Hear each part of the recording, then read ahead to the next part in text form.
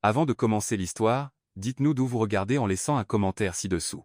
Si vous appréciez cette vidéo, n'oubliez pas de liker et de vous abonner. Passez une merveilleuse journée. Profitez de l'histoire, tout le monde. Amelia Rose ajusta l'ourlet de sa robe lilas vintage pour la 3e fois, le tirant doucement, comme si elle essayait d'étirer sa confiance avec le tissu. Le hall de l'hôtel Cresthaven Estate scintillait sous des lustres en cristal et une lueur dorée chaleureuse qui s'accrochait à tout comme un parfum coûteux. C'était un lieu destiné aux chaussures cirées, aux noms de familles prestigieux et à la soie qui murmurait la richesse à chaque pas. Elle n'était pas à sa place ici. Pas vraiment. Sophia l'avait supplié de venir. Son amie d'enfance, cousine de la mariée, et maintenant l'une des demoiselles d'honneur virevoltant dans la foule en chiffon et avec charme, « Tu vas adorer », avait-elle promis, « et je ne connaîtrai personne si tu n'es pas là ». Amelia avait accepté, malgré la boule au ventre qui la suivait toujours dans les pièces où l'élégance était une monnaie d'échange. À l'intérieur de la grande salle de bal, les gens scintillaient. Les femmes passaient, flottant dans des robes qui captaient la lumière comme de l'eau. Les hommes en smoking sirotaient du champagne dans des verres qui semblaient n'avoir jamais été lavés à la main. Un quatuor à cordes jouait quelque chose de classique dans un coin, être Vivaldi, et les rires s'élevaient vers les hauts plafonds comme de la fumée. Amelia fut doucement conduite à une table ronde dans le coin le plus éloigné de la salle. La table 7, comme l'indiquait une petite carte blanche, était clairement une pensée après coup. Le genre d'endroit où l'on place les invités qui ne s'intègrent pas tout à fait. À sa droite était assis un adolescent collé à son téléphone. À sa gauche, une femme dans la soixantaine qui s'endormait entre les plats. En face, 2 hommes d'âge moyen semblaient engagés dans une compétition silencieuse pour savoir qui pouvait éviter le contact visuel le plus longtemps. Elle s'assit, croisa les mains sur ses genoux et adressa à la salle un sourire travaillé, poli, agréable, discret. Sa robe, trouvée dans une friperie, semblait modeste mais charmante à la lumière du jour. Ici, sous les lustres, elle semblait fanée. La dentelle autrefois délicate semblait fatiguée, les chaussures légèrement trop étroites, elle avait relevé ses cheveux en vagues douces, espérant un effet romantique. Au lieu de cela, elle se sentait simplement déplacée. Le pire n'était pas d'être seule. C'était d'être invisible. Elle observait Sophia de loin, éblouissante et naturelle dans sa robe vert pâle, entourée de gens qui savaient quelle fourchette utiliser et comment glisser sur un sol en marbre. Amelia baissa les yeux sur sa salade intacte, la piquant comme si elle pouvait lui tenir compagnie. Elle prit une gorgée d'eau tiède, et essaya de ne pas se recroqueviller sur sa chaise. Elle se rappela qu'elle n'était pas là pour impressionner qui que ce soit. Elle était là pour Sophia. Elle avait un cœur chaleureux, un esprit vif, un rire doux. Cela aurait dû suffire. Pourtant, sa poitrine se serrait sous l'élan d'être ignorée, pas seulement ce soir, mais dans la vie. Elle arrangeait des fleurs pour vivre.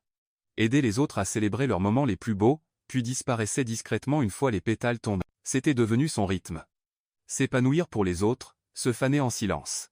Une explosion de rires éclata depuis l'une des tables centrales, et Amelia leva les yeux. Les centres de table là, bas étaient 2 fois plus grands, les gens 2 fois plus bruyants. La confiance semblait couler de leur conversation. Son regard dévia vers la piste de danse, où des couples tournoyaient en parfaite synchronisation, évoluant sous un éclairage doux comme dans des scènes d'un film dont elle n'avait pas obtenu le rôle. Elle sortit son téléphone de sa pochette, faisant semblant de défiler, faisant semblant de ne pas s'en soucier, mais alors, quelque chose changea. Ce n'était pas un son, plutôt, un silence. Un souffle retenu. Un murmure, subtil mais indéniable, traversa la salle comme le calme avant la tempête, et puis elle le vit. Il entra dans la salle de bal comme s'il possédait l'air. Grand, large d'épaules, vêtu d'un costume noir taillé sur mesure avec une cravate gris foncé légèrement desserrée, juste assez pour sembler dangereux de la manière la plus raffinée, sa présence n'exigeait pas l'attention. Elle l'absorbait. Une vague parcourut les invités alors que les regards se tournaient. Des murmures suivirent, mais ils ne semblaient pas le remarquer. Ou peut-être s'en fichait-il. Ses yeux, verts et perçants, balayèrent la salle, lentement et délibérément. Le cœur d'Amelia vacilla. Elle baissa les yeux, soudain trop consciente de son apparence solitaire, mais quelque chose dans l'air lui dit de ne pas bouger. Elle osa un autre regard. Et c'est alors que cela se produisit. Il marchait vers elle. Elle cligna des yeux. Était-ce bien lui? Elle vérifia par-dessus son épaule, s'attendant à moitié à voir quelqu'un de plus glamour derrière elle. Mais non, il s'arrêta juste à côté de sa chaise, ses chaussures en cuir poli à la perfection, une légère odeur de cèdre. Puis, d'une voix riche et calme, il demanda, « Cette place est-elle prise ?» La gorge d'Amelia se dessécha. Son pouls battait dans ses oreilles. « Non, non, » dit-elle, troublée. Elle désigna la chaise vide à côté d'elle. « Je vous en prie. » Il sourit. Pas le genre de sourire qui s'excuse ou se justifie. Non, celui-ci était intentionnel, curieux, désarmant. Et puis il s'assit à la table 7 avec elle. Pendant un instant, aucun des deux ne parla.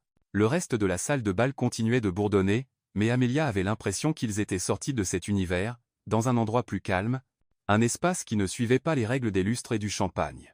Elle remarqua des détails. La façon dont son bouton de manchette brillait comme le ciel avant la pluie, la cicatrice à peine visible sur sa tempe gauche, la manière dont il la regardait pas à travers elle, pas autour d'elle, sur elle. « Je m'appelle Lucas », dit-il simplement, en lui tendant la main. Elle la prit. « Amélia. »« Enchanté, Amélia », dit-il, sa voix enveloppant son nom comme s'il appartenait à quelque chose d'important. « J'étais en retard. Et j'avais besoin d'une échappatoire. Vous sembliez être le pari le plus sûr. » Elle rit, sincèrement, le son la prenant par surprise. Une échappatoire à la folie? Aux parents qui pensent que le mariage est une ligne d'arrivée? Aux femmes qui essaient de me caser avec leurs filles? Cette table semblait calme. Amélia haussa un sourcil. « Vous avez choisi la table des marginaux exprès. » Il se pencha légèrement, comme en confidence. Les meilleures histoires commencent généralement aux mauvaises tables. Elle ne savait pas ce qui la surprenait le plus, qu'il l'ait dit ou qu'une partie d'elle le croyait. Et juste comme ça, la soirée changea. Elle n'était plus la fille invisible dans la robe fanée. Quelque chose dans sa poitrine remua. Pas des nerfs, pas de la peur. Mais la première étincelle d'être vue, vraiment vue, pour la première fois depuis très, très longtemps. La chaise à côté d'elle grinça doucement alors que Lucas s'y installait, et Amélia pouvait à peine croire que c'était réel. Elle essayait de respirer normalement, mais chaque cellule de son corps était soudain en alerte, comme si quelqu'un avait augmenté la luminosité de la pièce. Elle jeta un coup d'œil de côté, prétendant ajuster sa serviette, volant un autre regard sur l'étranger qui avait si facilement perturbé son invisibilité silencieuse. Lucas. Son nom résonnait dans ses pensées, étranger et familier à la fois. Il tendit la main vers le verre d'eau devant lui et prit une gorgée, comme s'il était à sa place à cette table négligée avec ses salades à moitié mangées et ses invités oubliés. Amélia remarqua que même ses mouvements les plus infimes étaient délibérés.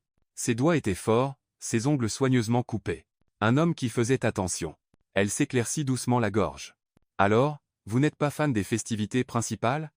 Il sourit, un sourire lent et réfléchi. « Disons simplement que j'ai déjà atteint mon quota de rires forcés et de petites conversations pour la soirée. » Sa voix avait un timbre doux, chaleureux mais légèrement fatigué.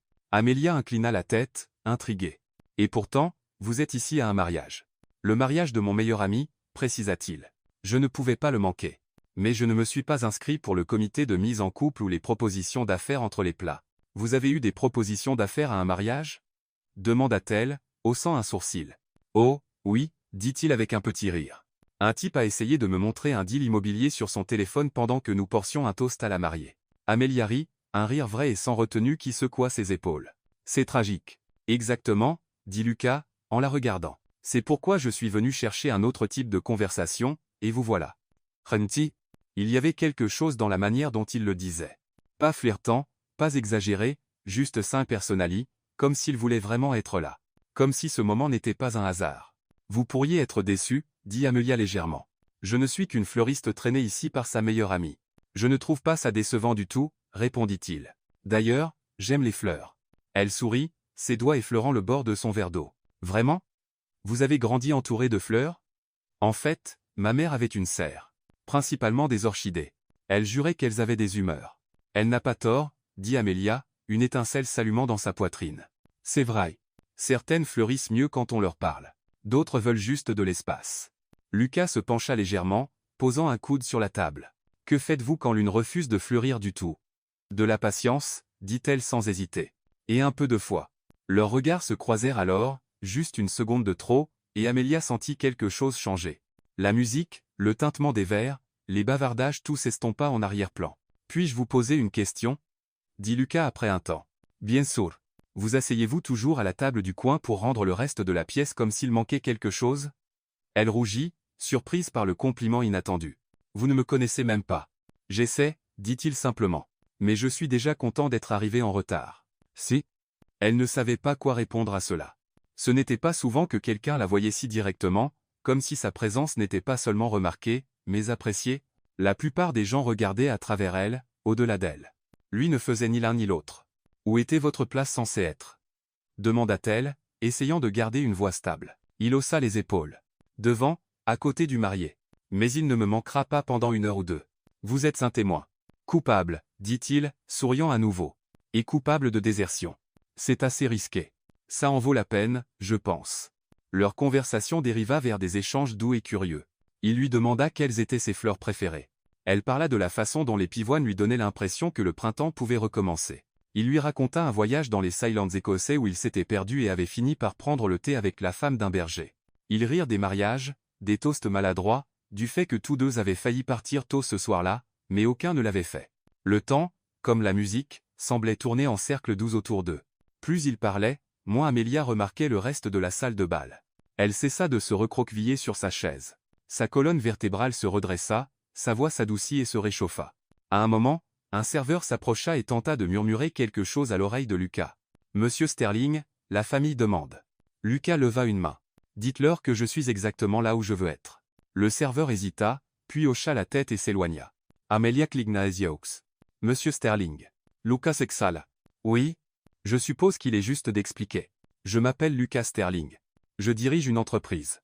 Quelques-unes, en fait. » Elle inclina la tête. « Vous le dites comme si vous essayiez de ne pas ressembler à un PDG. » « J'essaie de ne pas ressembler à un cliché, répondit-il. « Mais oui, je possède Sterling & Co. Nous sommes dans la technologie, l'immobilier, les investissements des trucs ennuyeux, vraiment. » Son esprit vacilla légèrement. Elle avait entendu ce nom sur une affiche, dans une publicité, être dans un titre une fois. Elle essaya de garder une expression neutre, mais il le remarqua. « Ça va ? » « Oui, juste. » Elle rit nerveusement. « Ça explique le serveur et le smoking qui semblent cousus sur vous. Je préfère quand les gens ne savent pas. C'est épuisant d'être vu pour son compte en banque. » « Léon ?» Amelia le regarda alors, vraiment, et réalisa qu'il n'exagérait pas. Malgré tout son raffinement et sa confiance, il y avait une lassitude derrière ses yeux, une solitude silencieuse. « Eh bien, dit-elle doucement, vous êtes en sécurité à la table 7. Ici, vous êtes juste le gars qui aime les orchidées. » Il rit, quelque chose en lui s'adoucissant. « Bien. J'avais besoin de ça. » Un changement soudain dans l'éclairage signala le début de la première danse. La mariée et le marié dansaient au centre de la salle de bal, entourés d'applaudissements.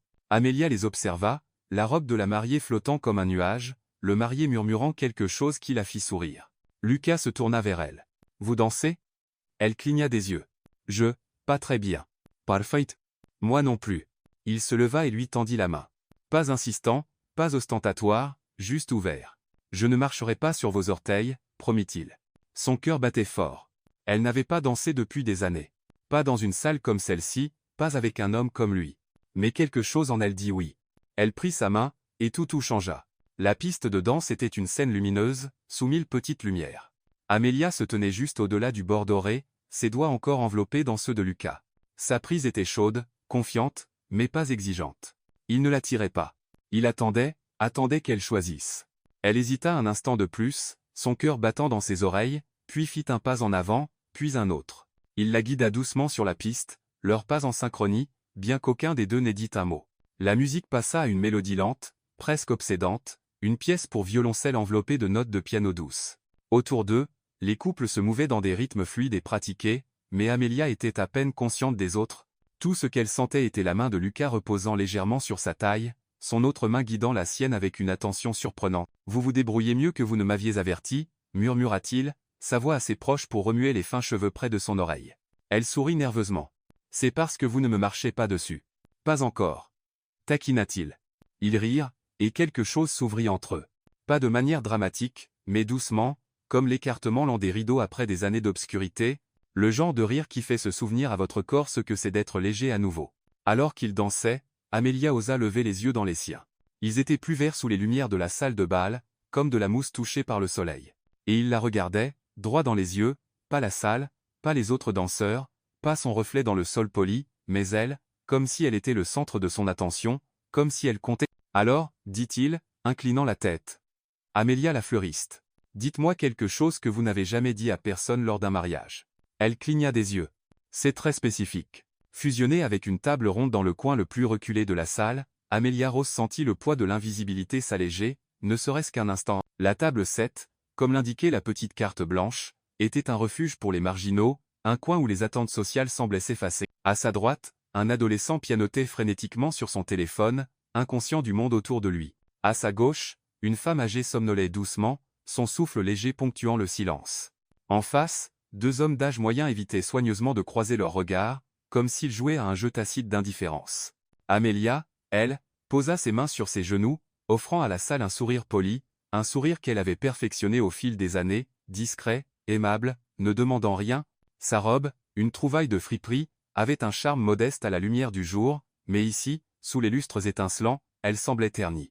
La dentelle, autrefois délicate, portait les marques du temps, et ses chaussures, légèrement trop étroites, lui rappelaient sa place. Elle avait arrangé ses cheveux en vagues souples, espérant un air romantique, mais au milieu de cette opulence, elle se sentait déplacée, comme une note discordante dans une symphonie. Être seule ne la dérangeait pas autant que d'être invisible. Elle observa Sophia de loin, rayonnante dans sa robe vert pâle, évoluant avec aisance parmi des gens qui maîtrisaient l'art des couverts et des pas glissés sur le marbre. Amélia piqua sa salade intacte, comme si elle pouvait lui offrir une compagnie silencieuse. Elle prit une gorgée d'eau tiède, s'efforçant de ne pas se recroqueviller sur sa chaise. Elle se répéta qu'elle n'était pas là pour briller, mais pour Sophia. Son cœur généreux, son esprit vif, son rire doux auraient dû suffire. Pourtant, une douleur sourde lui serrait la poitrine, celle de ne pas être remarquée, pas seulement ce soir, mais dans sa vie entière. Fleuriste de profession, elle composait des bouquets pour les moments précieux des autres, puis s'effaçait discrètement une fois les pétales tombés. C'était son rythme. Fleurir pour autrui, se faner en silence. Une salve de rire éclata depuis une table centrale, et Amélia leva les yeux. Les centres de table y étaient imposants, les conversations bruyantes, débordantes de confiance. Son regard glissa vers la piste de danse, où des couples tournoyaient avec une synchronisation parfaite, comme des figurants dans un film dont elle n'était pas l'héroïne. Elle saisit son téléphone dans sa pochette. Feignant de faire défiler l'écran, feignant l'indifférence. Mais alors, un changement subtil se produisit. Pas un bruit, mais un silence. Une pause, comme un souffle retenu. Un murmure, discret mais palpable, traversa la salle, tel le calme précédant l'orage. Puis elle le vit. Il entra dans la salle de bal comme si l'air lui appartenait. Grand, épaules larges, vêtu d'un costume noir sur mesure, sa cravate gris foncé légèrement desserrée, juste assez pour suggérer une audace raffinée, sa présence n'exigeait pas l'attention. Elle l'absorbait. Les regards se tournèrent, des chuchotements suivirent, mais il semblait indifférent. Ou peu, être ne s'en souciait-il pas. Ses yeux, verts et perçants, balayèrent la salle avec une lenteur calculée. Le cœur d'Amélia vacilla. Elle baissa les yeux, soudain consciente de sa solitude apparente, mais une intuition la retint de bouger. Elle risqua un autre regard, et c'est alors que tout bascula. Il marchait vers elle. Elle cligna des yeux, incrédule. Était-ce vraiment elle? Elle jeta un coup d'œil par-dessus son épaule, s'attendant à voir une silhouette plus glamour, mais non, il s'arrêta près de sa chaise, ses chaussures de cuir brillant comme un miroir, une légère odeur de cèdre flottant autour de lui. Puis, d'une voix riche et posée, il demanda, « Cette place est-elle prise ?» Sa gorge s'assécha, son pouls résonna dans ses oreilles. « Non, non » balbutia-t-elle, désarçonnée. Elle désigna la chaise vide à côté d'elle. « Je vous en prie. » Il sourit, un sourire non pas hésitant ou excusant, mais intentionnel, curieux, désarmant. Et puis, il s'assit à la table 7, à ses côtés. Un instant, ils restèrent silencieux. La salle continuait de vibrer autour d'eux, mais Amélia avait l'impression d'être entrée dans un espace à part, plus calme, où les règles des lustres et du champagne ne s'appliquaient pas. Elle remarqua des détails, l'éclat de son bouton de manchette, semblable à un ciel d'orage, une fine cicatrice sur sa tempe gauche, la manière dont il la regardait directement, sans détour. « Souel, je m'appelle Lucas », dit-il simplement, en tendant la main. Elle la saisit. « Amélia. »« Ravi de vous rencontrer, Amélia », répondit-il, sa voix caressant son nom comme s'il portait une signification particulière. « J'étais en retard, et j'avais besoin d'une échappatoire. Vous sembliez le choix le plus sûr. » Elle rit, un rire sincère qui la surprit elle-même. Une échappatoire à la folie? Aux parents qui voient le mariage comme une ligne d'arrivée? Aux femmes qui veulent me présenter leur fille? Cette table semblait paisible. Amélia haussa un sourcil. « Vous avez choisi la table des oubliés exprès. » Il se pencha légèrement, comme pour partager un secret. Les meilleures histoires commencent souvent aux mauvaises tables. Elle ne savait pas ce qui la surprenait le plus. Qu'il l'ait dit ou qu'une part d'elle y croyait. Et soudain, la soirée changea. Elle n'était plus la fille effacée dans une robe fanée. Quelque chose s'éveilla en elle, pas de la nervosité, pas de la peur, mais la première lueur d'être vue, vraiment vue, pour la première fois depuis bien longtemps. La chaise à côté d'elle grinça légèrement alors que Lucas s'y installait, et Amélia peinait à croire que c'était réel. Elle essayait de respirer calmement, mais chaque fibre de son être était en alerte, comme si la pièce s'était soudain illuminée. Elle glissa un regard de côté, prétendant ajuster sa serviette, observant discrètement cet étranger qui avait si aisément brisé son invisibilité. Lucas. Son nom résonnait dans son esprit, à la fois inconnu et familier. Il prit le verre d'eau devant lui et en but une gorgée, comme s'il appartenait à cette table négligée, avec ses salades à moitié entamées et ses invités oubliés. Amélia nota la précision de ses gestes, même les plus infimes. Ses doigts étaient forts, ses ongles impeccables. Un homme attentif. Elle s'éclaircit la gorge. Alors, vous n'appréciez pas les grandes festivités? Il sourit, un sourire lent et réfléchi. Disons que j'ai épuisé mon quota de rire forcé et de bavardage pour ce soir. Sa voix avait une douceur chaude, légèrement lasse. Amélia inclina la tête, intriguée. Et pourtant, vous êtes à un mariage. Celui de mon meilleur ami. Précisa-t-il. Je ne pouvais pas le rater. Mais je n'ai pas signé pour les jeux de séduction ou les propositions d'affaires entre les plats. Des propositions d'affaires à un mariage? Demanda-t-elle, haussant un sourcil. Oh, oui, répondit-il avec un rire. Un type a essayé de me montrer un projet immobilier sur son téléphone pendant qu'on trinquait à la mariée. Amélia éclata de rire, un rire franc qui fit trembler ses épaules. C'est pathétique. Tout à fait, dit Lucas, la regardant. C'est pourquoi j'ai cherché une conversation différente. Et vous voilà. Yeah? Il y avait quelque chose dans sa manière de parler, pas séductrice, pas exagérée, juste authentique, comme s'il voulait vraiment être là, comme si ce moment n'était pas fortuit. Vous risquez d'être déçu, dit-elle avec légèreté. Je ne suis qu'une fleuriste, traînée ici par ma meilleure amie. Je ne trouve pas ça décevant, répondit-il. Et puis, j'aime les fleurs. Elle sourit, effleurant le bord de son verre. Vraiment? Vous avez grandi entouré de fleurs? Ma mère avait une serre. Des orchidées, surtout. Elle disait qu'elles avaient des humeurs. Elle avait raison, répondit Amélia, une étincelle s'allumant dans sa poitrine. Certaines fleurissent mieux si on leur parle. D'autres ont besoin de solitude. Lucas se pencha légèrement, posant un coude sur la table. Et quand une fleur refuse de s'ouvrir? Patience, répondit-elle sans hésiter. Et un peu de foi. Leurs regards se croisèrent, un instant trop long, et Amélia sentit un changement. La musique, les tintements de verre, les conversations s'effacèrent. Puis-je vous poser une question? Demanda Lucas après un silence. Bien sûr. Êtes-vous toujours assise dans un coin, faisant paraître le reste de la salle incomplet? Elle rougit, déconcertée par le compliment. Vous ne me connaissez pas. J'essaie, dit-il simplement. Et je suis déjà heureux d'être arrivé tard. Sourdé. Elle ne savait que répondre. Rarement quelqu'un la voyait si directement, comme si sa présence était non seulement remarquée, mais précieuse. Les gens passaient souvent à travers elle, au-delà d'elle. Lui ne faisait ni l'un ni l'autre. Où deviez-vous être assis? Demanda-t-elle, stabilisant sa voix. Il haussa les épaules. À l'avant, près du marié. Mais il ne m'en voudra pas pour une heure ou deux. Vous êtes un témoin. Coupable. Dit-il avec un sourire. Et coupable d'avoir déserté. C'est audacieux. Ça en vaut la peine, je crois. Leur conversation glissa vers des échanges curieux et doux. Il lui demanda ses fleurs préférées.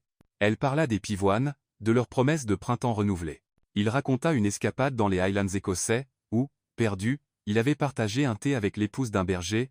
Ils rirent des mariages, des toasts maladroits, du fait qu'ils avaient tous deux failli partir plus tôt, mais ne l'avaient pas fait. Le temps, comme la musique, semblait les envelopper dans une boucle douce. Plus ils parlaient, moins Amélia prêtait attention à la salle. Elle cessa de se tasser sur sa chaise. Sa posture se redressa, sa voix s'adoucit, se réchauffa. À un moment, un serveur s'approcha et murmura à l'oreille de Lucas. « Monsieur Sterling, la famille vous demande. » Lucas leva une main. « Dites-leur que je suis exactement où je veux être. » Le serveur hésita, puis s'éloigna. Amélia cligna les yeux. « Monsieur Sterling. » Lucas soupira. « Oui, je suppose que ça mérite une explication. Je m'appelle Lucas Sterling. Je dirige une entreprise. Plusieurs, en fait. » Elle inclina la tête. « Vous le dites comme si vous évitiez de passer pour un PDG. » « J'évite de passer pour un cliché, répondit-il. « Mais oui, je possède Sterling & Co. Technologie, immobilier, investissement des choses ennuyeuses, vraiment. » Son esprit vacilla. Ce nom, elle l'avait vu sur une affiche, dans une pub, peut être un titre. Elle tenta de rester neutre, mais il le remarqua. « Ça va? »« Oui, juste. » Elle rit nerveusement. « Ça explique le serveur et le smoking qui semblent faits pour vous. Je préfère quand on ne sait pas qui je suis. Être vu pour son compte en banque, c'est épuisant. » « Naïe. » Amélia le regarda, vraiment, et comprit qu'il ne mentait pas. Sous son vernis et sa confiance, il y avait une fatigue, une solitude discrète. « Eh bien, dit-elle doucement, à la table 7, vous êtes en sécurité, ici, vous êtes juste l'amateur d'orchidées. » Il rit, quelque chose en lui s'adoucissant. « Bien. J'en avais besoin. » Une lumière changea, signalant la première danse. La mariée et le marié valsaient au centre, applaudis. Amélia les observa, la robe de la mariée flottant comme un nuage, le marié murmurant un secret qui fit sourire sa femme. Lucas se tourna vers elle. « Vous dansez ?» Elle cligna des yeux. « Pas très bien. »« Parfait. »« Moi non plus. » Il se leva, lui tendit la main. Pas pressant, pas ostentatoire, juste ouvert. Je ne vous marcherai pas sur les pieds, promit-il. Sonke ou Semballa. Elle n'avait pas dansé depuis des années, pas ici, pas avec un homme comme lui. Mais une voix intérieure dit oui. Elle prit sa main, et tout changea. La piste de danse brillait sous 1000 petites lumières. Amelia se tenait juste au bord doré, ses doigts encore dans ceux de Lucas. Sa prise était chaude, assurée, mais sans exigence. Il attendait qu'elle choisisse. Elle hésita, son cœur battant, puis avança, un pas, puis un autre. Il la guida doucement, leurs mouvements synchrones sans un mot. La musique glissa vers une mélodie lente, presque envoûtante, un violoncelle mêlé de notes de piano. Autour, les couples dansaient avec aisance, mais Amelia n'y prêtait pas attention, elle ne sentait que la main de Lucas sur sa taille, l'autre guidant la sienne avec soin. « Vous vous débrouillez mieux que prévu » murmura-t-il près de son oreille. Elle sourit, nerveuse. « Parce que vous ne m'écrasez pas les pieds. »« Pas encore » plaisanta-t-il. Ils rirent, et quelque chose s'ouvrit, doucement, comme des rideaux s'écartant après des années d'ombre. Un rire qui rendait le corps léger. En dansant, Amelia osa croiser son regard. Ses yeux, plus verts sous les lumières, brillaient comme de la mousse au soleil. Il la regardait, elle, pas la salle, pas les autres, pas son reflet, mais elle, comme si elle était tout ce qui comptait. Alors, dit-il, inclinant la tête, Amelia, la fleuriste. Dites-moi quelque chose que vous n'avez jamais dit à un mariage. Elle cligna des yeux. C'est précis. Ça rend les choses intéressantes. Elle réfléchit. D'accord. J'ai toujours voulu voler le gâteau de mariage. Il haussa un sourcil, ravi. Tout le gâteau? Tous les étages? C'est audacieux. Elle haussa les épaules. Les gens passent des heures à choisir le gâteau parfait, et personne ne le mange vraiment. Quel gâchis! Vous rendriez service au monde. Exactement. Il rit, un son profond, sincère. J'aime votre façon de penser. Elle sourit. À vous Sterling. Confessez. Il se pencha. J'ai déjà changé la playlist d'un mariage en plein milieu. Non? Si. Qu'est-ce que vous avez mis? Bohemian Rhapsody. 3 fois de suite. Amelia étouffa un cri. Vous êtes un danger public. Et fier de l'être, dit-il avec un demi-sourire. Ils continuèrent à danser, perdus dans leur bulle. Amelia sentit ses nerfs s'apaiser, son corps cessait d'anticiper la déception. Pour la première fois depuis longtemps, elle ne jouait pas un rôle. Elle n'était pas l'amie fiable, la fille modeste, celle qui remplit les sièges. Elle était Amelia. Et Lucas semblait aimer cette version d'elle. J'ai une théorie, dit-il après un silence. Oh, là. Il rite. Certains se rencontrent comme du silex et de l'acier. Beaucoup d'étincelles, mais ça s'éteint vite. D'autres se trouvent comme des racines sous la terre. Elle inclina la tête, curieuse. Quel type sommes-nous? Je ne sais pas encore, admit-il. Mais j'aime ce que ça fait. Elle ne répondit pas, mais ses doigts se resserrèrent sur sa main.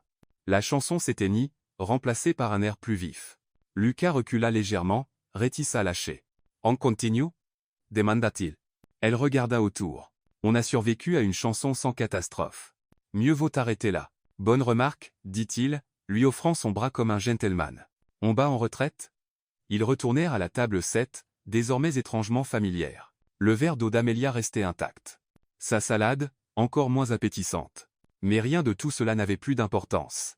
En s'asseyant, l'air entre eux restait chargé, mais calme, comme après une tempête, un silence sacré. Lucas posa son coude sur la table et la regarda. Vous n'êtes pas ce que j'attendais. En bien ou en mal? L'inattendu n'a pas besoin d'étiquette, répondit-il. Ça reste avec vous. Elle sourit doucement. Vous non plus, vous n'êtes pas ce que j'attendais. Parce que je possède des entreprises? Non, dit-elle, secouant la tête.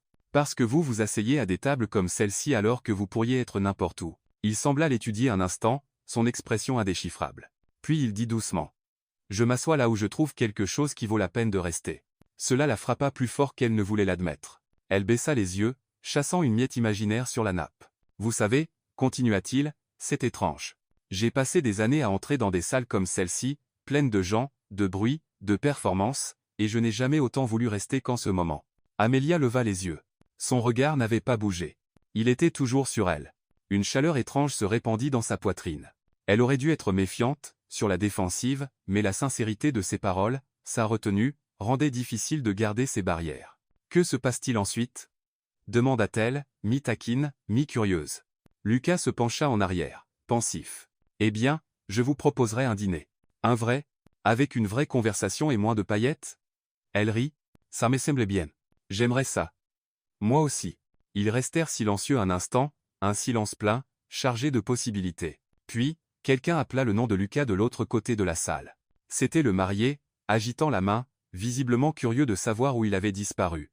Lucas jeta un regard à Amelia, puis à son ami. « Je devrais aller le saluer, dit-il, un peu à contre-cœur. Elle hocha la tête. « Bien sûr. Allez être un témoin. » Il se leva, ajustant lentement ses boutons de manchette. Puis il se tourna vers elle. « Ne disparaissez pas. » Elle cligna des yeux. « Je ne le ferai pas. » Il sourit. « Bien. » Et sur ce, il s'éloigna, se faufilant entre les smokings et les sequins, laissant derrière lui une odeur de cèdre et quelque chose d'indéfinissable, qu'elle ne pouvait encore nommer. Amelia resta là, ses doigts encore picotant là où il s'était touché. Elle ne savait pas ce qui venait de se passer, mais cela semblait rare, quelque chose qu'elle ne voulait pas perdre. Quand Lucas revint, ce n'était pas avec la démarche désinvolte d'avant, mais avec une concentration presque magnétique, ses yeux trouvèrent Amelia à travers la salle, comme si elle était une force gravitationnelle, comme si quelque chose en lui savait exactement où aller. Elle était toujours à la table 7, traçant le bord de son verre du bout du doigt, perdue dans ses pensées. Elle leva les yeux et le vit approcher, et pendant un bref instant, elle oublia comment respirer. « Vous êtes resté ?» dit-il doucement en tirant la chaise à côté d'elle. « Je l'avais dit. » Il sourit. « Je ne crois pas toujours les gens quand ils promettent quelque chose. »« Eh bien, » répondit-elle, inclinant la tête, « peut-être que ce soir est l'exception. » Un rythme lent et familier commença à jouer, le genre de musique qui remplit une salle d'une attente silencieuse. Pas ostentatoire, pas bruyant, juste intime. Le regard de Lucas glissa vers la piste de danse, puis revint sur elle. « Puis-je vous tenter pour une autre ?» Son pouls s'accéléra. « Même après que je vous ai dit que je suis une mauvaise danseuse ?» Il se leva et tendit la main. « Peu importe, je prends le risque. » Et quelque chose dans sa manière de le dire sans hâte, stable, surfit bouger son cœur avant ses pieds. Elle glissa ses doigts dans les siens, le laissant la guider à nouveau dans cet espace doré où les lustres scintillaient comme des étoiles, et où le monde se taisait juste assez pour entendre son propre cœur. Cette fois, il la tint un peu plus près, et cette fois, elle ne recula pas. Leurs mains se trouvèrent naturellement, et son autre main reposa doucement au creux de son dos. Il n'y avait rien de précipité dans ses mouvements. Pas de spectacle, juste une présence. Il était là, elle était là, et la musique les portait. Autour d'eux, les couples dansaient avec une grâce étudiée. Mais Amelia ne regardait pas. Elle se moquait du rythme ou de l'élégance des autres. Elle était trop absorbée par la manière dont Lucas bougeait avec elle, anticipant son poids avant qu'elle ne change, son toucher confiant mais jamais possessif, comme s'il ne la guidait pas, mais découvrait la danse avec elle. « Comment faites-vous ça ?» murmura-t-elle. « Quoi ? Me faire sentir comme si j'avais déjà fait ça. » Il sourit contre sa tempe. « Parce que vous l'avez fait. Vous avez juste oublié. » Elle déglutit, incertaine si c'était la musique ou sa voix qui faisait vibrer sa poitrine. Alors que la danse se déroulait, leur silence devint la chose la plus bruyante entre eux, pas inconfortable, pas hésitant. C'était le silence de quelque chose qui se construisait. Ses doigts effleurèrent son épaule, puis, comme par instinct, replacèrent une mèche de cheveux derrière son oreille. Ses phalanges frôlèrent sa joue, et elle s'inclina légèrement dans le geste. Son souffle se bloqua. « Le sien aussi. Je ne danse pas souvent au mariage, » murmura-t-il. Elle recula juste assez pour le regarder. « Vous êtes assez doué pour faire semblant. » Il rit. « Peut-être que c'est facile de danser avec vous. » Leur regard se tint plus longtemps cette fois. Il y avait une immobilité dans l'espace entre leurs visages, une proximité fragile vibrant de possibilités. Amelia ne savait pas si c'était approprié. Elle ne savait pas si quelqu'un regardait. Et pour la première fois de sa vie, elle s'en fichait. Elle était dans les bras d'un homme qui s'était assis à côté d'elle alors qu'elle était invisible, qui posait de vraies questions, qui écoutait, qui dansait avec elle comme si elle comptait. La chanson ralentit, puis s'éteignit. Ils s'arrêtèrent, mais aucun ne s'écarta. Sa main resta sur son dos, ses doigts légèrement enroulés dans les siens. Et là, sous les lustres, Lucas posa doucement son front contre le sien. Pas de baiser, pas de pression, juste une présence. « Je pourrais m'y habituer, » murmura-t-il. Elle sourit, les yeux fermés. « Moi aussi. » Les lumières s'atténuèrent alors qu'une autre chanson débutait, plus vive, signalant aux invités plus énergiques de prendre la piste. Des couples passèrent avec des rires et des talons claquants. Enfin, Lucas recula, mais pas loin. « Allons prendre l'air. » suggéra-t-il. Amelia hocha la tête, reconnaissante. Ses émotions s'étaient emmêlées en un nœud silencieux, et elle avait besoin de le dénouer avant qu'il ne déborde devant tout le monde. Il prit sa main à nouveau, doucement, comme si c'était une habitude ancienne. Ils se glissèrent par une porte latérale menant à une terrasse ornée de guirlandes lumineuses. L'air frais de la nuit caressa les joues rouges d'Amelia, et elle ferma les yeux un instant, laissant la sensation l'apaiser. La terrasse donnait sur un jardin encore parfumé par les fleurs d'été. Amelia s'appuya sur la balustrade, respirant le mélange de roses, de lierre et d'herbes fraîches. « Mieux ?» demanda Lucas à côté d'elle. Elle hocha la tête, sa voix douce. Je ne m'attendais pas à ce que ce soir soit comme ça. Moi non plus. Ils restèrent silencieux, leurs épaules se frôlant à peine. Amelia sentait l'électricité entre eux. Pas vive, mais constante, comme un courant sous-jacent à tout ce qu'ils ne disaient pas. J'ai assisté à beaucoup de mariages, dit-il enfin. La plupart semblent être des performances. Elle tourna la tête vers lui. Mais ce soir, continua-t-il, quelque chose de réel s'est produit. Elle ne répondit pas. Elle n'avait pas à le faire. Lucas se tourna vers elle, et cette fois, il y avait une question dans ses yeux. Pas une insistance, juste une ouverture, une invitation. Je ne veux pas que ce soit la dernière fois que je te vois, dit-il simplement. Sagorge se serra. Était-ce de la peur ou de l'espoir? Moi non plus. Murmura-t-elle. Ils restèrent là, la lune projetant une lumière argentée sur leurs ombres, conscients tous deux que quelque chose avait changé. Quelque chose s'était déplacé, dès l'instant où il s'était assis à ses côtés. Et rien ne semblait plus pareil. Je ne suis pas doué pour le superficiel, dit-elle soudain. Je m'attache. Je ressens trop. Je réfléchis trop. Lucas s'approcha, sa voix douce. Tant mieux. Le monde a besoin de ça. Elle cligna des yeux vers lui. Tu ne penses pas que ça me rend difficile à aimer? Il secoua la tête, lentement, fermement. Je pense que ça te rend inoubliable. Et Amelia, qui avait toujours joué les seconds rôles, qui avait dansé aux marges des histoires des autres, se sentit pour la première fois au centre de la sienne. Ils ne s'embrassèrent pas. Pas encore. Mais sur cette terrasse, côte à côte sous les étoiles, il semblait qu'une promesse se formait, silencieuse, fragile, mais vraie. Et au fond d'elle, Amelia savait que ce n'était que le début. La lumière du matin filtrait dans l'appartement-atelier d'Amelia comme un visiteur discret. Elle glissait sur le parquet, captant les pétales éparpillés des arrangements de la veille et le bouquet à moitié fini sur sa petite table de travail. L'odeur du jasmin flottait, douce et familière. Elle pensait encore au mariage, à Lucas, à la manière dont il l'avait vu, vraiment vu. 2 jours avaient passé, et il n'avait pas disparu. Ce matin-là, il avait envoyé un message, « Dîner ce soir. Je t'envoie une voiture. Habille-toi confortablement. Laisse-moi te surprendre. » Le message était accompagné d'un petit bouquet de pivoine blanche, ses préférés, bien qu'elle ne le lui ait jamais dit. Elle lut le texte 3 fois avant de répondre, ses doigts hésitant sur les touches tandis que son cœur battait fort. « D'accord, je serai prête. » Non quoi. À 18h30, Amelia se tenait devant la porte de son immeuble, observant le ciel changer de couleur au-dessus de la ville. Elle portait une robe portefeuille bleu pâle, simple et douce, avec des sandales légèrement éraflées, les plus belles qu'elle possédait. Elle n'avait aucune idée de ce qui l'attendait. Quand la voiture arriva, ce n'était pas une simple voiture. C'était une berline noire, polie comme de l'obsidienne, avec un chauffeur en uniforme sombre qui descendit et ouvrit la porte comme si c'était la chose la plus naturelle du monde. « Mademoiselle Rose ?» demanda-t-il avec un hochement de tête poli. Elle cligna des yeux. « Oui. Monsieur Sterling m'a demandé de vous conduire à lui. » Le trajet fut silencieux, fluide, irréel. À travers les vitres teintées, la ville passait du bourdonnement familier des quartiers populaires aux larges avenues bordées de tours de verre et de vitrines en marbre.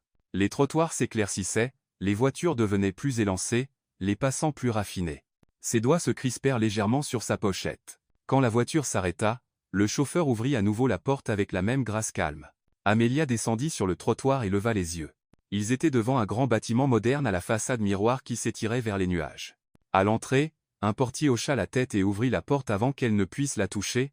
Elle déglutit difficilement. C'était un autre monde. Le hall était silencieux mais luxueux. Le sol en marbre brillait sous ses pieds. Un lustre semblable à des gouttes de verre tombantes pendait du plafond. Chaque surface scintillait. Avant qu'elle ne puisse tout assimiler, un ascenseur privé s'ouvrit. À l'intérieur, elle se tenait seule alors que l'ascenseur montait silencieusement, plus vite qu'elle ne s'y attendait, plus doucement que tout ce qu'elle avait connu. Puis les portes s'ouvrirent, et il était là. Lucas se tenait pieds nus dans l'embrasure de ce qui ne pouvait être décrit que comme un pantouse taillé dans un rêve. Il portait un pull bleu marine aux manches retroussées et un pantalon sombre. Décontracté, confortable, élégant sans effort. « Salut », dit-il avec un sourire qui n'essayait pas trop. « Salut », répondit-elle, sa voix douce. Il tendit la main. « Entrez. » Cela. Elle pénétra dans l'appartement, ses sandales cliquettant doucement sur le parquet sombre. L'espace était ouvert et aéré, tout en ligne épurée et ton chaud. Des fenêtres du sol au plafond encadraient une vue panoramique de la ville qui lui coupa le souffle. Les lumières scintillaient au loin. L'horizon s'étendait comme une peinture, vivante et infinie. Elle se tourna lentement, les yeux écarquillés. Lucas, chest. Il rit. Un peu trop. Elle laissa échapper un rire essoufflé. Un peu tout. Il la guida vers une salle à manger près des fenêtres, où une petite table était dressée pour deux. Des bougies vacillaient doucement, projetant une lumière dorée sur des assiettes blanches simples et des serviettes en lin plié. J'espère que tu as faim, dit-il. Je suis aussi un peu intimidé. Bien. Takuina Teo. Ça rend les choses intéressantes. Il s'assira. Un chef privé apporta le dîner. Du saumon grillé avec un glaçage aux agrumes, des légumes rôtis arrangés comme une œuvre d'art, et un dessert qu'elle ne pouvait prononcer, mais qu'elle adora. Tout était délicat, parfait, presque absurde. Pourtant, Lucas rendait cela humain. Il demanda des nouvelles de sa journée, écouta quand elle parla de sa collègue cassant un vase à la boutique, rit quand elle décrivit un chafugueur qui avait failli renverser un arc floral entier. Il ne parla de son travail que lorsqu'elle le questionna, et même alors, avec une humilité qui la surprit. « Tu te lasses parfois de tout ça ?» demanda-t-elle, désignant la pièce. Il regarda par la fenêtre, pensif. « Parfois. » « De quoi ?»« De la vue. De l'isolement. » Elle fronça les sourcils. « Là, oh, c'est magnifique. » Expliqua-t-il, mais c'est aussi silencieux d'une manière qui fait oublier ce qu'est le vrai bruit. On peut se perdre dans la hauteur. Elle hocha lentement la tête. « Tu veux dire qu'on ne sent plus le sol sous ses pieds ?» Exactement. Leurs regards se croisèrent. « Je crois que c'est pourquoi j'ai voulu te revoir, » dit-il. « Tu me rappelles qu'il y a encore de la gravité. » Elle rougit. Ils se levèrent après le dîner, marchant pieds nus sur le balcon. La nuit était chaude, la brise douce. En bas, la ville pulsait de vie, de petites lumières scintillant comme des étoiles lointaines. « C'est vous » murmura-t-elle. « Je pourrais la contempler pendant des heures. »« Tu peux » répondit-il. Elle le regarda. « Je suis sérieux, » dit-il. « N'importe quand. Elle est à toi aussi. » Elle secoua doucement la tête. « Je ne sais pas comment exister dans un endroit comme celui-ci. »« Tu le fais déjà. » Il le dit avec une telle aisance, une telle certitude tranquille, qu'un instant, elle le crut, mais la réalité s'infiltra. Amélia pensa à son appartement-atelier avec ses tuyaux grinçants et ses carreaux ébréchés, aux robes de friperie et aux coupons découpés dans les magazines, à la manière dont elle comptait chaque dollar chaque semaine. Ce n'était pas son monde. Elle baissa les yeux sur ses sandales, soudain trop consciente de leur simplicité. « Je ne veux pas être un projet, » dit-elle, sa voix presque un murmure. Lucas se tourna vivement vers elle. « Tu ne l'es pas. Je ne veux pas être quelqu'un que tu sauves de la simplicité. » Il s'approcha. « Ce n'est pas ça. »« Alors, qu'est-ce que c'est ?» Il prit ses mains dans les siennes, fermes et chaudes. « C'est moi, » dit-il, « qui choisis quelqu'un qui me fait me sentir réel dans une vie qui semble trop souvent mise en scène. » Elle scruta ses yeux. « Mais que se passe-t-il quand ça s'estompe ?»« Ça ne s'est pas encore estompé, » répondit-il, « et je n'ai pas l'intention de laisser ça arriver. » Ils restèrent là, mains entrelacées, entourés de verres et d'étoiles et du bourdonnement discret de la ville. Amélia ne savait quoi dire, alors elle ne dit rien. Mais son silence n'était pas une distance. C'était une permission, et Lucas le comprit. Le vent joua avec une mèche de ses cheveux. Il la replaça doucement derrière son oreille. Pas de performance, pas de promesse, juste la vérité d'un moment que ni l'un ni l'autre n'avait anticipé, et qu'aucun ne voulait voir finir. Le lendemain matin, Amélia se tenait à l'évier de sa cuisine, rinçant la même tasse 2 fois sans s'en rendre compte. L'odeur du jasmin de son jardinière flottait, mais semblait appartenir à une autre vie. La soirée précédente persistait dans sa poitrine comme une chanson sans fin claire. Le pantouse de Lucas, le dîner, la vue, ses mots, elle était entrée dans ce monde curieuse. Elle en était sortie en questionnant tout. En surface, rien n'avait changé. Elle était toujours Amélia Rose, fleuriste, locataire d'un petit studio au plancher grinçant et au miroir de salle de bain légèrement incliné, ses étagères débordaient de livres d'occasion et de tasses ébréchées dépareillées.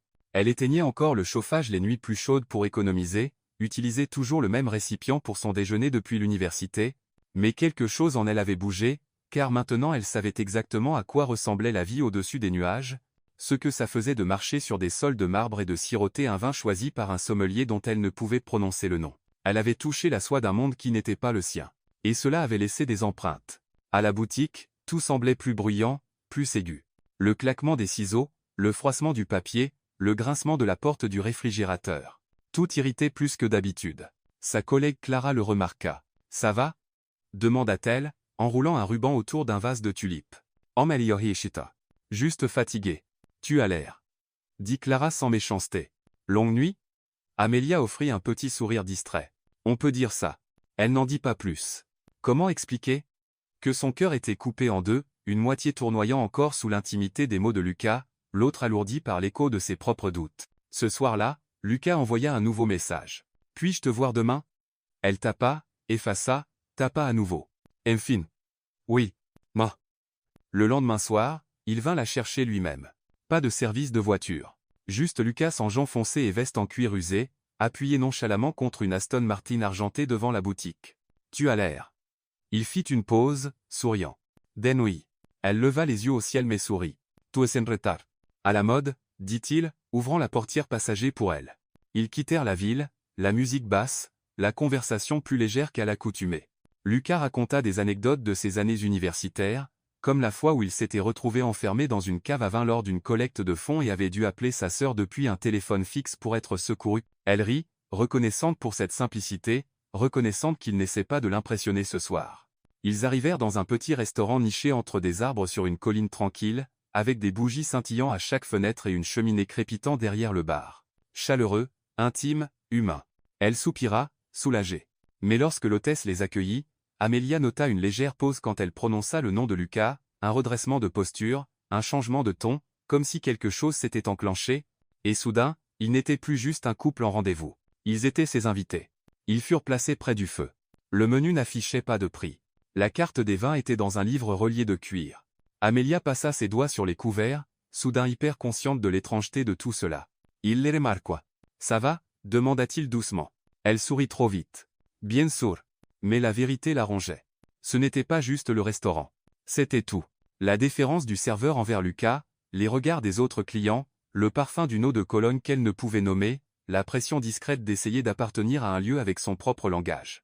Au dessert, elle était silencieuse. Il se pencha. Parlez-moi. Elle baissa les yeux. Je ne veux pas gâcher la soirée. Tu ne le feras pas. Elle hésita. Alors. Je ne sais pas comment m'intégrer dans ton monde. Il ne répondit pas tout de suite. Tu n'as pas à le faire. C'est facile à dire pour toi. Vraiment? Tu n'as jamais eu à compter combien de repas il reste dans le frigo avant le prochain salaire. Ou à réparer tes chaussures avec de la colle, ou à décider quelle facture peut attendre une semaine de plus. Son expression resta inchangée, mais ses yeux s'adoucirent. Tu penses que je ne connais pas la lutte. Je pense que tu l'as oublié. Cela frappa plus fort qu'elle ne l'avait voulu. Elle détourna le regard, honteuse. Pardonne. Murmura-t-elle. Ce n'était pas juste. Non, dit-il calmement. C'était honnête. Niais. Elle hocha la tête, la gorge serrée. C'est juste. Elle commença, puis s'arrêta. Je ne veux pas être quelqu'un que tu ramènes dans ton monde comme une nouveauté, une pause dans le bruit. Il tendit la main à travers la table, couvrant la sienne. Tu n'es pas une pause, Amélia, dit-il. Tu es la seule chose qui a du sens ces derniers temps. Ses yeux s'embuèrent. Alors pourquoi je me sens si déplacé? Il exhala longuement. Parce que mon monde est conçu pour tenir les gens à distance. Elle le regarda. Et j'ai passé des années à le laisser faire, ajouta-t-il. Mais je ne veux plus. Ils restèrent silencieux, le feu crépitant à côté. Dehors, le vent se leva, frottant les feuilles contre la vitre. Il continua, la voix plus basse. Je sais ce que ça peut sembler. Je sais que certaines parties de ma vie sont ridicules. Mais quand je suis avec toi, j'ai l'impression de pouvoir respirer. Elle se mordit la lèvre. Ne t'enfuis pas, ajouta-t-il. Même si c'est effrayant, même si c'est différent. Je ne m'enfuis pas, dit-elle doucement. J'essaie juste de m'adapter. Il sourit. Je peux travailler avec ça. Mayo. Quand il la raccompagna à sa porte ce soir-là, il n'essaya pas de l'embrasser. Il tint simplement ses mains et la regarda comme si elle était la seule chose solide dans un monde de fumée. Et pour la première fois, elle le crut presque. L'invitation arriva sous la forme d'une note pliée dans un bouquet de fleurs sauvages. Laisse-moi te montrer où je vais quand le bruit devient trop fort. Pas de date, pas d'heure, juste cela. Amélia tint le papier entre ses doigts, son cœur battant d'un mélange étrange de peur et de curiosité. Lucas n'avait pas appelé ni envoyé de message depuis leur dîner, seulement ceci, mais cela semblait plus qu'un message. Cela ressemblait à une clé. Ce vendredi, il vint en personne. Il portait un gant, une chemise en flanelle usée et des bottes qui semblaient avoir connu la boue. Sa voiture n'était pas l'élégante berline argentée. C'était un SUV bleu marine, éraflé, avec des aiguilles de pin collées aux pneus. Prête? Demanda-t-il. Elle le dévisagea, son esprit s'emballant. Où va-t-on? Il sourit. Loin. Ils roulèrent pendant des heures, la ville s'effaçant derrière eux comme un rêve qui se dissout. Les bâtiments devinrent des champs, les champs des bois, l'air changea aussi. Moins d'échappements, plus de terre. Amélia baissa la vitre et laissa le vent emmêler ses cheveux. Pour la première fois depuis des jours, elle ne se sentait pas observée. Elle ne se sentait pas petite. Elle existait, simplement. Lucas joua une musique inattendue. De vieux morceaux acoustiques, des chansons folk indie qu'elle avait oubliées aimer. Ils ne parlèrent pas beaucoup, et c'était bien ainsi. Le silence entre eux était devenu confortable. Ils finirent par emprunter une route de terre bordée de grands arbres et de brumes sinueuses. Au bout, une cabane, modeste, patinée, entourée d'une nature si calme qu'Amélia retint son souffle. « C'est à toi » demanda-t-elle en descendant. Il hocha la tête. Construite par mon grand-père. Je la garde telle qu'il l'a laissée. Le lac scintillait derrière les arbres, captant les derniers rayons du jour. Une petite jetée en bois s'avançait dans l'eau comme une main ouverte. Des oiseaux chantaient quelque part au-dessus. Le sol s'en était celui de la nature. Amelia croisa les bras autour d'elle. C'est magnifique. Lucas prit leur sac et désigna la véranda. Pas de réseau, au fait. Pas d'internet, pas de signal, pas de wifi, pas de distraction. Elle haussa un sourcil. Tu es sûr de survivre? Il sourit. Je me sens déjà mieux. À l'intérieur, la cabane était chaleureuse, comme le sont les vieux endroits, sentant le pain, la fumée et les souvenirs. Le salon était petit, avec une cheminée en pierre et 2 fauteuils rembourrés. Une couverture fanée drapait le canapé. Les murs portaient des photos en noir et blanc encadrées d'hommes en chapeau de pêche et de femmes riant près de poêles à bois. Lucas posa les sacs et la regarda. Femme?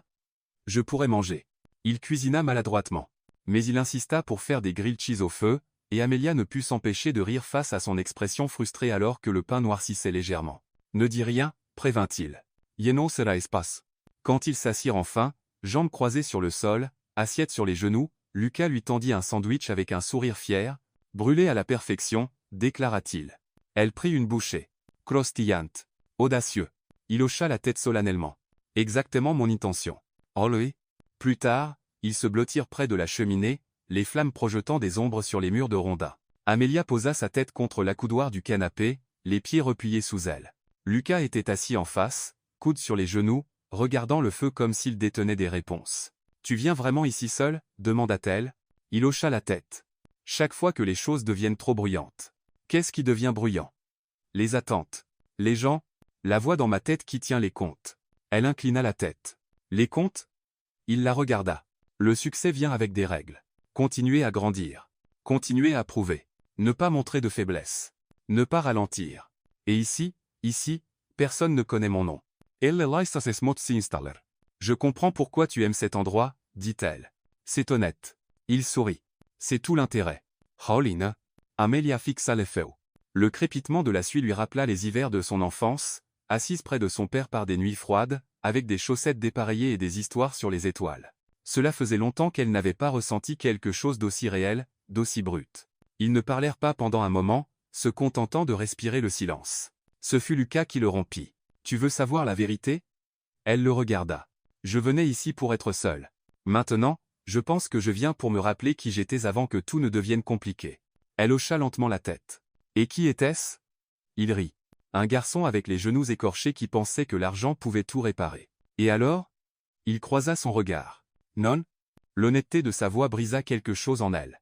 Elle baissa les yeux, jouant avec le bord de la couverture. « Je croyais que l'amour venait avec des conditions, » dit-elle doucement. « Quel genre de conditions? Être sage. Être discrète. Ne pas demander trop. Ne pas se briser. Être facile à aimer. » Lucas s'approcha, s'agenouillant devant elle. « Ce n'est pas de l'amour. C'est ce que j'ai appris. Eh bien, désapprends-le. » Ses yeux s'embuèrent. Il prit sa main, la tenant comme quelque chose de fragile, de rare. « Tu n'as pas à performer ici, Amelia, dit-il. Tu peux juste être. » Sa lèvre trembla. « Yenessa pas comment. » Il serra ses doigts doucement. « Alors, que cet endroit soit ton terrain d'entraînement. » D'accord. Ils restèrent ainsi, mains jointes, le feu dansant dans leurs yeux. Elle n'avait pas de mots, juste la sensation d'être en sécurité. Plus tard, quand le feu s'éteignit et que le seul bruit était celui du lac contre la rive, ils sortirent. Les étoiles brillaient intensément, sans lumières urbaines pour les éclipser. Juste le ciel, l'eau, et 2 personnes apprenant à se voir sans distraction. Amelia s'appuya contre la balustrade en bois de la véranda, les bras autour d'elle. Lucas se tenait à côté. « Tu as froid ?» demanda-t-il. « Un peu. » Il drapa la couverture sur ses épaules. Elle leva les yeux vers lui, cherchant un signe que ce n'était pas trop beau pour être vrai. Mais il la regardait comme s'il n'avait rien d'autre à cacher. Et pour une fois, elle y crut. Il ne l'embrassa pas. Pas encore. Mais quelque chose de plus profond passa entre eux, plus discret que le désir, plus fort que les mots. La confiance. La ville semblait plus bruyante après le lac. Les klaxons, les angles aigus des immeubles de verre, le flou des passants. Tout frappait Amelia différemment, comme si le silence de la cabane s'accrochait encore à sa peau, rendant la ville étrangère, bruyante, artificielle. Lucas gara sa voiture devant son immeuble et l'accompagna à la porte, tenant sa main comme s'il n'avait pas passé 2 jours enveloppés de pain et de silence. Elle se tourna vers lui, le cœur encore à moitié dans les bois. « Merci, dit-elle doucement. Pourquoi ? Pour ne rien précipiter. Pour me laisser respirer. Il sourit. J'aime ton rythme. Elle se pencha, et, pour la première fois, l'embrassa. Ce fut lent et stable, comme le lac. Comme la vérité. Les jours passèrent, et les choses évoluèrent doucement. Ils s'envoyaient des messages, s'appelaient, prenaient un café, quand leurs emplois du temps le permettaient. Lucas visita sa boutique plus d'une fois, souvent sous prétexte de chercher l'inspiration, mais repartait avec une fleur unique et une nouvelle raison de sourire. Ce fut Amélia qui suggéra qu'il l'accompagne au gala de charité. C'est au jardin botanique, dit-elle, les yeux brillants d'anticipation. Je fais leur centre de table chaque printemps. Lucas hésita. Tu es sûr? Pourquoi ne le serais-je pas? Il sourit faiblement.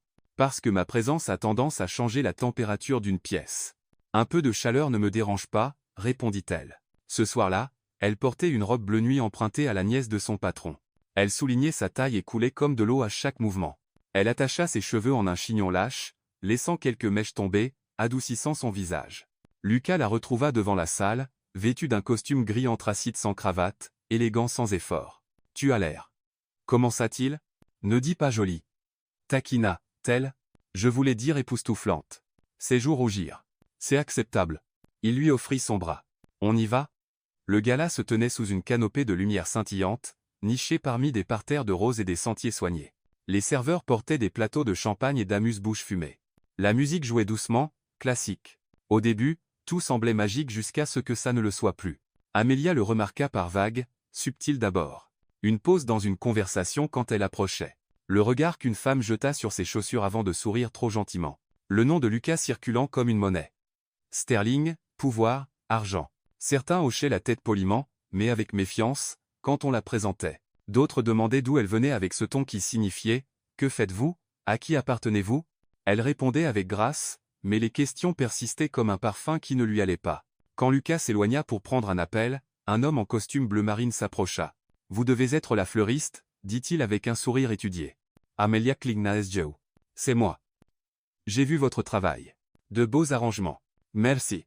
Pas le genre de compagnie que Lucas fréquente habituellement, ajouta-t-il, sirotant son verre. Elle tenta de sourire. Il surprend les gens. Dit l'homme, hochant la tête.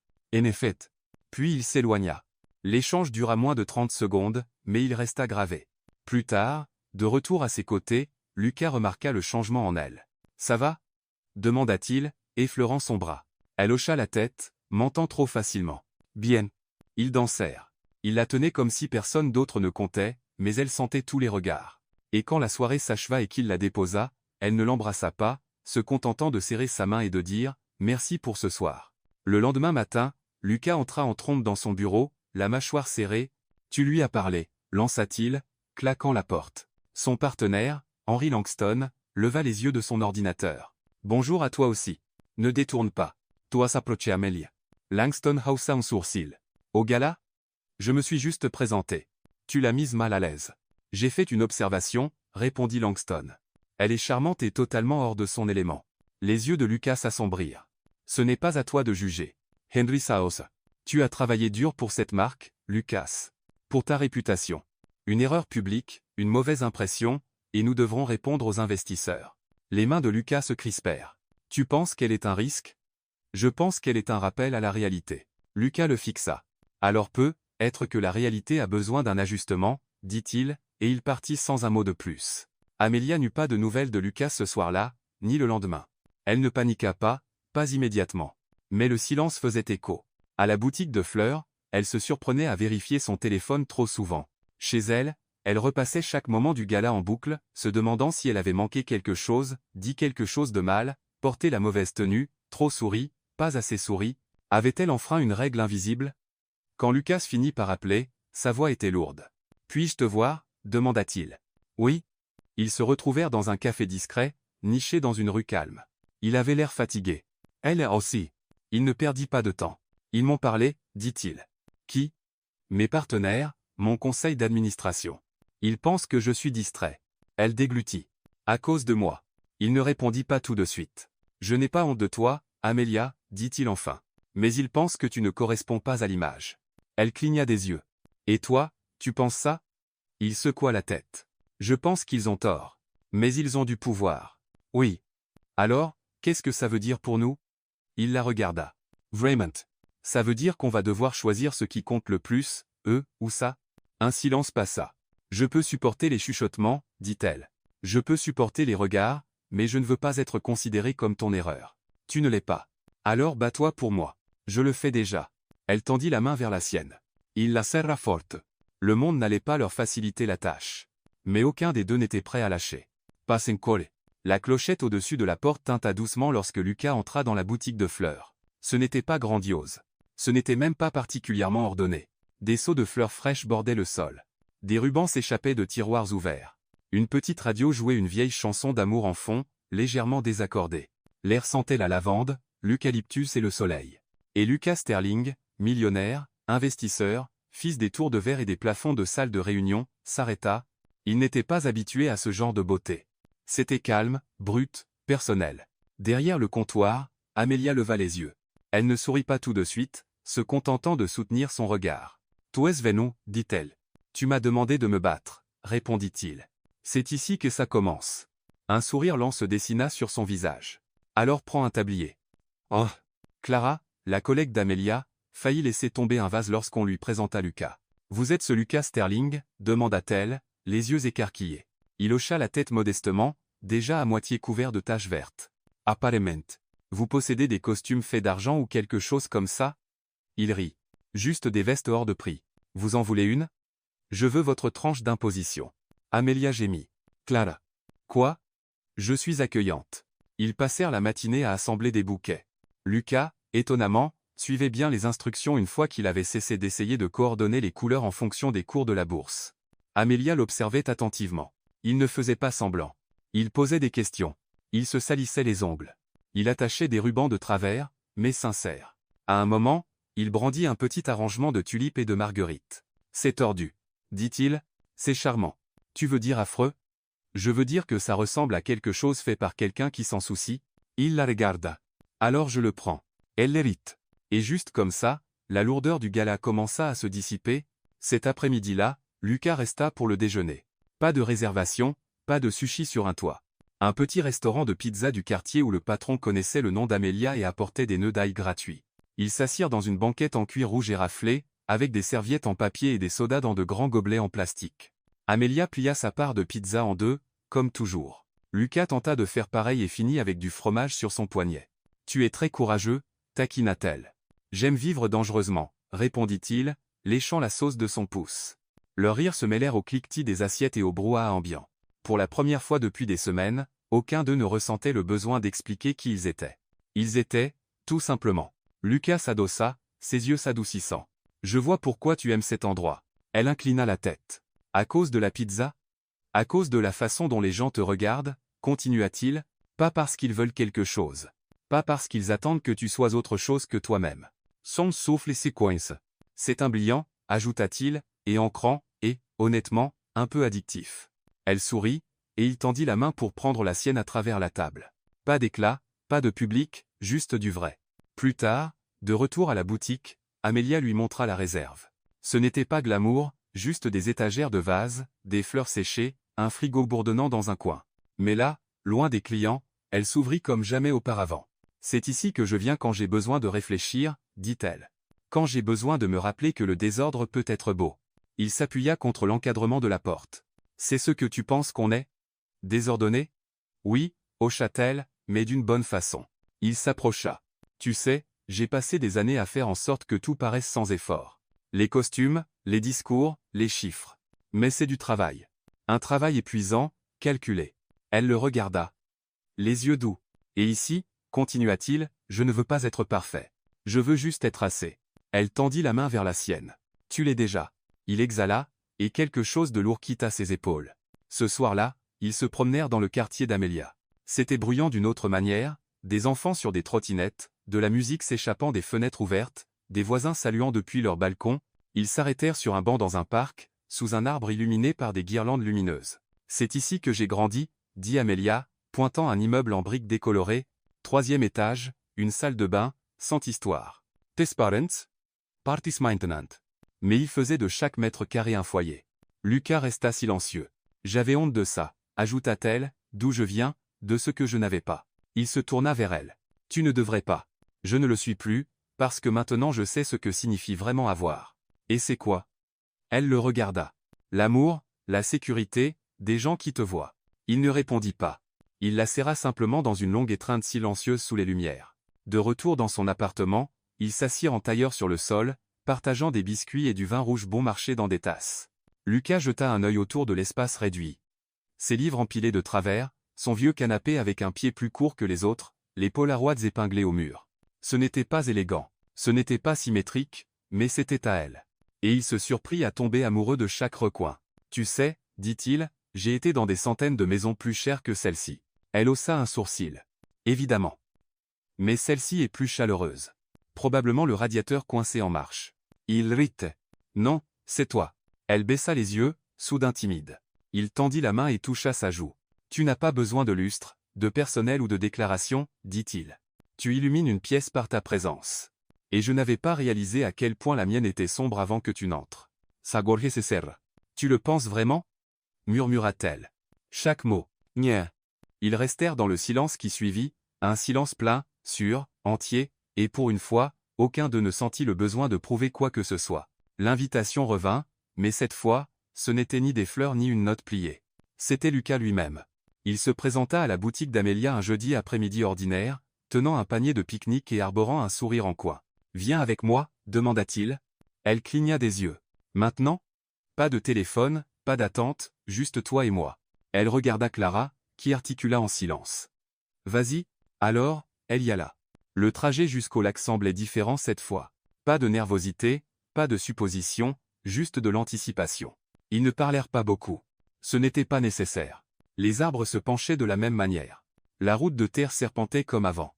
Et quand ils arrivèrent à la cabane, Amélia descendit comme si elle rentrait chez elle. La véranda grinça sous ses pieds. La porte s'ouvrit avec ce même son familier.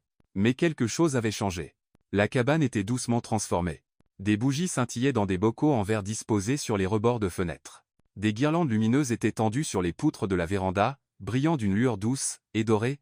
Des fleurs sauvages blanches bordaient le chemin vers la jetée, et une musique, à peine un murmure de violon, flottait par la fenêtre ouverte, subtile et lente. Amélia se tourna vers lui, le souffle coupé. « Lucas. » Il prit sa main. « Il fallait que je te ramène ici, dit-il. Parce que c'est ici que tout a changé. » Elle serra ses doigts. « Tu ne vas pas me faire danser à nouveau, si ?» Il sourit. « Pas sauf si tu le veux. » Mogoa. Ils marchèrent vers la jetée. C'était le crépuscule. Le lac reflétait le soleil couchant comme du feu liquide. Les arbres se dressaient, immobiles. Tout semblait suspendu dans le temps. Au bout de la jetée, une petite table était dressée avec 2 chaises et des nappes douces. Rien d'extravagant, juste ce qu'il fallait. Ils s'assirent. Il lui versa un verre de vin. Elle laissa tomber ses chaussures et trempa ses orteils dans l'eau fraîche en contrebas. Pendant un long moment, il ne dit rien. Puis, « Tu m'as changé » dit Lucas, sa voix calme et pleine. Amélia le regarda. « Je ne savais pas que j'étais endormi avant de te rencontrer » continua-t-il. « Tu m'as rappelé ce que c'est de ressentir, pas de gérer, pas de performer, mais de ressentir. » Elle cligna des yeux, retenant l'émotion qui montait dans sa gorge. « Tu m'as laissé être imparfait, dit-il, et toujours digne. » Elle tendit la main à travers la table et prit la sienne. « Te laisse. » Il sourit, mais son sourire vacilla. « J'ai eu tout ce que je pensais vouloir, et rien de tout ça n'avait de sens jusqu'à toi. » Il se leva, son cœur fit un bond. « Je veux que le monde voie ce que je vois en toi, dit-il. » Il contourna lentement la table. Puis, au bord de cette jetée usée, entourée de lumière, d'eau et de souvenirs, il mit un genou à terre. Amélia couvrit sa bouche avec ses 2 mains. Lucas plongea la main dans sa poche et en sortit une petite boîte en velours. Mais il ne l'ouvrit pas. « Pas encore. Je pourrais t'offrir des diamants, dit-il, et je le ferai. Je pourrais t'offrir une maison, un nom, une vie dont la plupart ne font que rêver, et je le ferai. Mais ce n'est pas l'essentiel. » Elle hocha la tête, des larmes glissant sur ses joues. « L'essentiel, continua-t-il, c'est que je te vois. Et je veux que tu sois vu, pas comme quelqu'un à mes côtés, pas comme quelqu'un derrière moi, mais comme ma partenaire, mon égal, mon cœur. » Il ouvrit la boîte. À l'intérieur se trouvait une bague, simple, élégante, un diamant ovale unique serti sur une fine bande d'or. Pas de feu d'artifice, pas de paillettes, juste du sens. « Amélia Rose, dit-il, veux-tu m'épouser » Elle ne parla pas tout de suite. Elle s'avança, s'agenouillant aussi, juste en face de lui, leurs fronts se touchèrent, ses larmes tombèrent sur le bois sous eux, et elle murmura. « Oui, pas fort, pas dramatique, juste vrai. » Il glissa la bague à son doigt. Elle allait comme si elle l'avait toujours attendu. Ils s'embrassèrent, pas comme un premier baiser, pas comme un baiser de cinéma, comme un serment. Plus tard, ils s'assirent sur la véranda, enveloppés dans une couverture. Les étoiles apparaissaient une à une. Le lac était sombre maintenant, reflétant encore les dernières lueurs du jour. « Il s'est blottit contre lui. »« Pourquoi ici ?» demanda-t-elle. « C'est le premier endroit où je me suis senti moi-même, dit-il. À cause de toi. » Elle leva la main, admirant la bague. « Elle est magnifique. Elle est à toi. » Ils restèrent dans le silence qui suivit.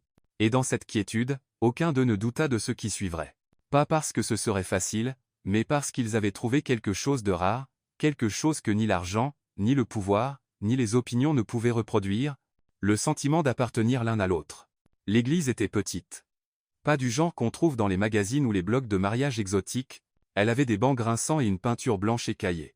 Les fenêtres laissaient entrer une lumière dorée qui dansait sur le plancher en bois, et l'odeur des roses, fraîches, non forcées, flottait dans l'air. C'était exactement ce qu'Amélia voulait. Un an après cette première nuit à la table 7, elle se tenait devant un miroir, portant une robe qui n'était pas de créateur, mais semblait faite pour elle. Manches en dentelle douce, jupe fluide, et de petites perles cousues au poignet. Juste assez de détails pour être sacré, sans être ostentatoire. Son cœur battait régulièrement. Sophia, derrière elle, ajusta le voile. « Tu ressembles à toi, dit-elle. » Amélia sourit. « C'est l'objectif. » Maïmossé. Dehors, le monde attendait. Pas une foule de célébrités. Pas une liste de noms approuvés par le conseil de Lucas. Juste des gens qui comptaient, des fleuristes, des amis, quelques collègues de Lucas qui avaient fini par comprendre qui il était vraiment. Clara, dans une robe rose pâle, pleura avant même le début de la cérémonie. Et Lucas, attendant à l'hôtel. Il portait un costume bleu marine taillé sur mesure, sans cravate, manches légèrement retroussées, ses cheveux étaient un peu en désordre, comme s'il y avait passé la main trop souvent. Et quand Amélia entra dans l'allée, flanquée de bougies et du doux élan des cordes, il la regarda comme si elle était la seule chose qu'il ait jamais bien faite. Elle marcha lentement, chaque pas un serment silencieux, chaque souffle une libération de tout ce qu'elle croyait ne pas mériter. Quand elle l'atteignit, il prit ses mains comme s'il ne les lâcherait jamais. L'officiant parla doucement d'amour, de patience, de construire quelque chose capable de résister aux tempêtes, puis ils lurent leurs propres vœux. La voix de Lucas trembla une fois, mais il ne le cacha pas. « Je suis tombé amoureux de toi au moment où tu m'as regardé comme si je n'étais qu'un homme, dit-il. Tu as vu à travers tout, et tu es resté, et tu m'as appris à rester aussi. » Les yeux d'Amélia s'embuèrent. « Je pensais qu'il fallait me réduire pour être aimé, dit-elle. Mais tu m'as donné l'espace pour grandir. Tu ne m'as jamais demandé d'être autre chose que moi-même. Et d'une certaine manière, ça m'a rendu plus. » Ils ne promirent pas la perfection. Ils promirent la présence. Ils ne parlèrent pas de contes de fées. Ils parlèrent de matins où l'un pourrait être fatigué et l'autre patient, de pardon, de danser pieds nus dans des cuisines, de se disputer pour le linge et de toujours choisir l'autre à la fin de chaque jour. Quand la bague glissa à sa place, ce n'était pas magique. C'était un choix. Et cela le rendait encore plus sacré. La réception ne se tenait pas dans une salle de bal. Elle était dans un jardin, des tables sous des guirlandes lumineuses, des rires s'élevant avec le crépuscule, des fleurs partout, pas en arrangement serré, mais sauvages, s'épanouissant librement. Amélia les avait toutes faites à la main, avec l'aide de son équipe. Aucun fleuriste n'était en repos ce jour-là. Lucas se tenait près de la piste de danse, discutant avec l'ancien voisin d'Amélia. Il semblait à l'aise, même avec de la terre sur ses chaussures à cause de l'herbe. Il riait, se penchait, écoutait. Il était à sa place. Amélia l'observait de loin, son mari. Étrange à dire. Perfectamente justa. Sophia s'approcha et lui tendit un verre. Tu n'as pas juste épousé un homme. Tu l'as adouci. Amélia sourit. Il m'a adouci aussi. Elles trinquèrent. Plus tard, alors que le soleil glissait derrière les arbres, Lucas retrouva Amélia. Danse avec moi, toujours. Ils bougèrent lentement sous les lumières, entourés de gens qui les soutenaient et de ceux qui avaient douté et se taisaient maintenant. Pas de grands discours, pas de confettis, juste des mains, juste du rythme, juste de la présence. Et puis, le moment qu'Amélia n'avait autrefois qu'imaginé. Elle se regarda dans le miroir à la fin de la nuit, le maquillage un peu brouillé, sa robe légèrement froissée, ses cheveux se défaisant. Elle semblait fatiguée, rayonnante, entière, et pour la première fois de sa vie, elle vit une femme qui n'avait jamais eu besoin d'être plus pour être aimée, parce qu'elle s'était enfin laissée voir, et avait aimé en retour sans se réduire. Un conte de fées, peut être, mais un conte enraciné dans la terre, qui n'avait pas besoin de château, juste de vérité, et le miracle discret et constant d'être choisi chaque jour. Elle n'avait pas gagné en se modelant, ni en brillant plus fort que les autres. Elle avait gagné dans le silence des gestes simples, dans un amour qui ne criait pas, mais restait. Elle avait gagné en dansant avec lui sur l'herbe, robe froissée et pieds nus. Parce qu'en fin de compte, les vrais contes de fées n'ont pas de couronne. Ils ont des maintenus, et des choix faits chaque jour.